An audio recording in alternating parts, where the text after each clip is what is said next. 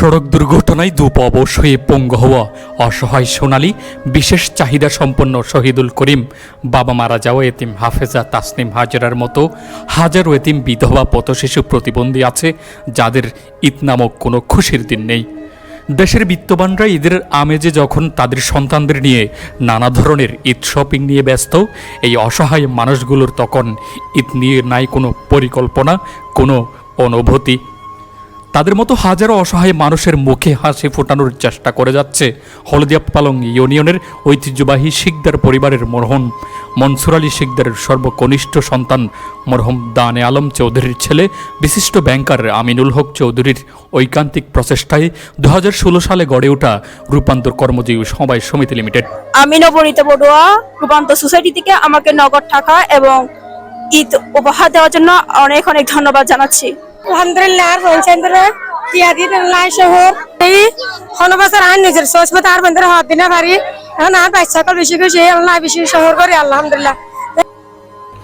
প্রতি বছরের নিয়ে এবারও হলদিয়া পালং ইউনিয়নের মুক্তিযোদ্ধা বালিকা উচ্চ বিদ্যালয়ের বিপরীতে অবস্থিত 71 কনভেনশন হলে 26শে রমজান রোজ শনিবার সকাল 11 ঘটিকা হতে এক প্রকার অনাড়ম্বর আয়োজনের মধ্য দিয়ে অনুষ্ঠিত হয় গ্রামীণ জনপদের এতিম অসহায় গরিব ছাত্রছাত্রী পথশিশু এবং বিধবাদের ঈদ উপহার সামগ্রী বিতরণ অনুষ্ঠানের প্রথম অধিবেশন পবিত্র কোরআন তেলাওয়াতের মাধ্যমে শুরু হয়ে অনুষ্ঠান সঞ্চালনা করেন তরুণ শিক্ষানবিশ আইনজীবী রূপান্তর কর্মজীবী সমবায় সমিতি লিমিটেডের সহসভাপতি মিজানুল হক চৌধুরী। সভাপতিত্ব করেন বিশিষ্ট ব্যাংকার অত্র সমিতির স্বপ্নদ্রষ্টা ও উপদেষ্টা জনাব আমিনুল হক চৌধুরী। স্বাগত বক্তব্য রাখেন এনজিও কর্মকর্তা রূপান্তর কর্মজীবী সমবায় সমিতি লিমিটেডের উপদেষ্টা জনাব মমিনুল হক চৌধুরী। প্রধান অতিথির বক্তব্য রাখেন উখিয়া উপজেলা সমবায় অফিসার জনাব সলিমুল্লাহ। বিশেষ অতিথি হিসেবে উপস্থিত ছিলেন এবং বক্তব্য রাখেন কক্সবাজার সরকারি কলেজ মসজিদের সম্মানিত খতিব আলফত বালিকা দাখিল মাদ্রাসার সুফার মাওলানা সুলতান আহমদ, মরিচা কেন্দ্রীয় জামে মসজিদের খতিব মাওলানা সিরাজুল্লাহ, মরিচা পালং সরকারি প্রাথমিক বিদ্যালয়ের প্রধান শিক্ষক জহিরুল হক, সাংবাদিক মিজানুর রহমান, মোহাম্মদ ইয়াকিন, হুমায়ুন কবির জোসান, হুমায়ুন কবির বাচ্চু, দীপন এবং চৌধুরী পরিবারের সন্তান ব্যবসায়ী নজরুল ইসলাম চৌধুরী। আরও বক্তব্য রাখেন রূপান্তর কর্মজীবী সমবায় সমিতি লিমিটেডের সভাপতি জান্নাতুল ফিরদাউস। বক্তব্য রাখেন পাগলিরবিল সরকারি প্রাথমিক বিদ্যালয়ের সহকারী শিক্ষিকা সমিতির কার্যনির্বাহী সদস্য হাসনা হেনা রিনা। দ্বিতীয় অধিবেশনে প্রধান অতিথি উখিয়া উপজেলা সমবায় অফিসার সলিমুল্লার মাধ্যমে 250 জন এতিম অসহায় গরিব পথশিশু ছাত্রছাত্রী বিধবা এবং হিন্দু বড়ুয়া কমিউনিটির অনেক অসহায় গরিব শিশুদের ঈদ উপহার বিতরণের উদ্বোধন হয়ে উপস্থিত অতিবৃন্দ একে একে 250 জন এতিম অসহায় গরিব পথশিশু ছাত্রছাত্রী বিধবা এবং হিন্দু বড়ুয়া কমিউনিটির অনেক গরিব শিশুদের মধ্যে ঈদ উপহার বিতরণ সম্পন্ন হয়। কর্মকাণ্ড করার জন্য এবং পিছিয়ে পড়া জনগোষ্ঠীকে যতটুকু সম্ভব তুলে আনার জন্য রূপান্তর সোসাইটিটা আমরা প্রতিষ্ঠা করেছি। রূপান্তর সোসাইটিতে যারা সাপোর্ট দেয় সেটা হচ্ছে যে স্কিমটা রূপান্তর সোসাইটিকে সার্বক্ষণিক সাপোর্ট দিয়েছে, যাদের লজিস্টিক সাপোর্ট দিয়ে প্রচারণা দিয়ে আজকে এতটুকু আসা, সেটা হচ্ছে রূপান্তর কর্মজীবী সমবায় সমিতি লিমিটেড। এই রূপান্তর কর্মজীবী সমবায় সমিতি লিমিটেডের প্রধান নিয়ন্ত্রক হচ্ছে আমাদের সমবায় কর্মকর্তা জনাব সলিম ভাই। কন্টিনিউ করে আসতেছি, আজকে মনে হয় প্রায় 8ম বার এটা।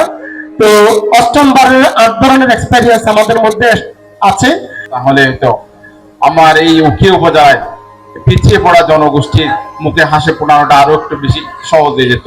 এখানে হয়তো মরিচাতে হচ্ছে এই কার্যক্রম যদি আমার কোটবাজার পালংকারী উখিয়া আরো বিভিন্ন এলাকায় যদি হতো, সকলে সম্মিলিত ভাবে তাদেরকে আনন্দের জন্য সামিল করেছেন।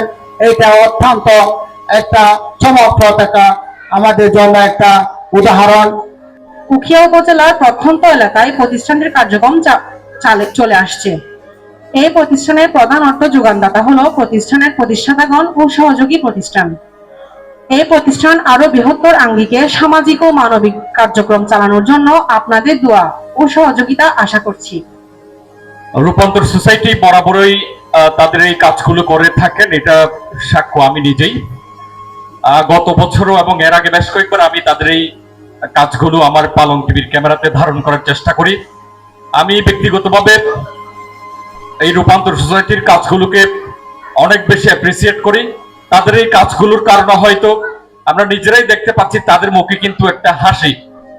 অনেকেই তাদের শার্ট প্যান্ট কেনার কিন্তু এখানে কারোর টাকা নেই। এখানে যারা আছে বেশিরভাগ আমি তাদেরকে চিনি, আমার পাশের কলোনিতে তাদের আমার চোখেই কিন্তু তাদের বিচরণ সবসময় এদেরকে দেখা যায়। আপনারা এই যে সামনে কয়েকজনকে সবসময় বাজারে মরিচা বাজারে কিন্তু দেখতে পাবেন।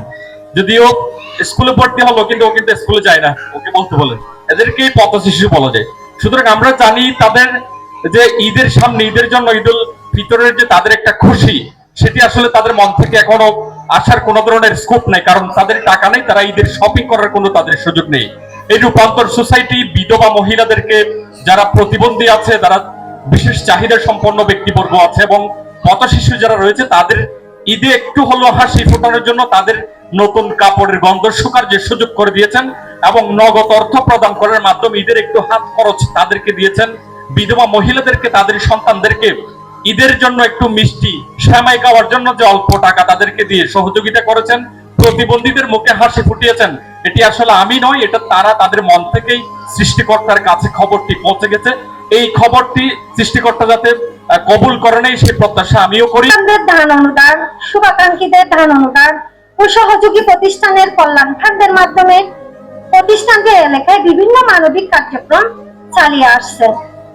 প্রতিষ্ঠালগ্ন থেকে চিকিৎসা সহযোগিতা, ব্লাড ডোনেশন কার্যক্রম, শীতার্থ মানুষের কাছে শীতবস্ত্র বিতরণ, স্কুল মাদ্রাসার শিক্ষা উপকরণ বিতরণ, জরুরি অবস্থায় ত্রাণ বিতরণ, এতিম অসহায় পথ শিশু ও বিধবাদের মাঝে ঈদ উপহার বিতরণ। এই প্রোগ্রামটা যারা করার জন্য উদ্যোগ নিয়েছেন, আমি তাদেরকে ধন্যবাদ জানাতে এসেছি। এর মধ্যে একটি উল্লেখযোগ্য কাজ হচ্ছে এতিম অসহায় মানুষের পাশে দাঁড়ানো। রূপান্তর সেই যুগান্তকারী কাজটি করে যাচ্ছে। যদি না থাকতো তাহলে মানুষের মনুষ্যত্ববোধ এবং এই পৃথিবীর যে ভালোবাসা, একের প্রতি একের মায়া, মমতা, আন্তরিকতা, এইটুকু যদি না থাকতো তাহলে পৃথিবীটা আসলে কোনো কাজের পৃথিবী হতো না।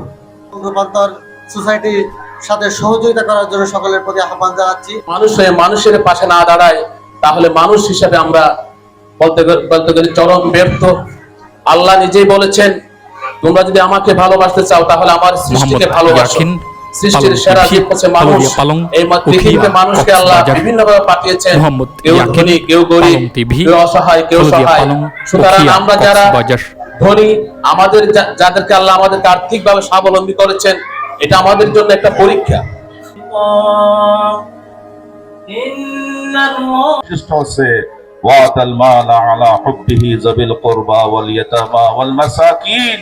অসহায় মানুষগুলোর পাশে তার মৃত্যু নিয়ে দাঁড়ানো।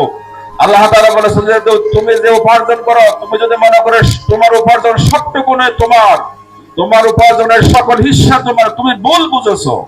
অফি আমওয়ালিহিম হাক্কুল লিসাইলি ওয়াল মাহরুম, তোমার উপার্জনের ভিতরে সেই অসহায় মানুষগুলোর তার জন্য কি আছে, হক আছে। দিয়েছে এই কাপড়গুলা আসলে উনি তো আগে অনেকবার দিয়েছেন, কিন্তু আপনারা কষ্ট পেয়েছেন, ছোট বড় হয়েছে এরকম। কিন্তু আমি ওনাকে একটা পরামর্শ দিয়েছিলাম, না এরকম কাপড় দেওয়া তো ভালো হবে না, ছোট হবে বড় হবে, বুঝছেন? তো আমি কি করছি, ওনাকে পরামর্শ দিয়ে দিয়েছি যে ওরা ঈদ যে করবে, মানে মা বাবা যারা কাপড় কিনে দেবে, একটা যে খুশি, সেই খুশিটা ওনাকে আপনাদেরকে আমার দোকান থেকে আপনারা কিনেছেন, মানে কেনার মতো করে আপনারা নিয়েছেন। একটা প্রতিষ্ঠান বহু বছর যাবত চালিয়ে যাচ্ছেন। প্রোগ্রামে সংক্ষিপ্ত বক্তব্য নিয়ে উপস্থিত হচ্ছে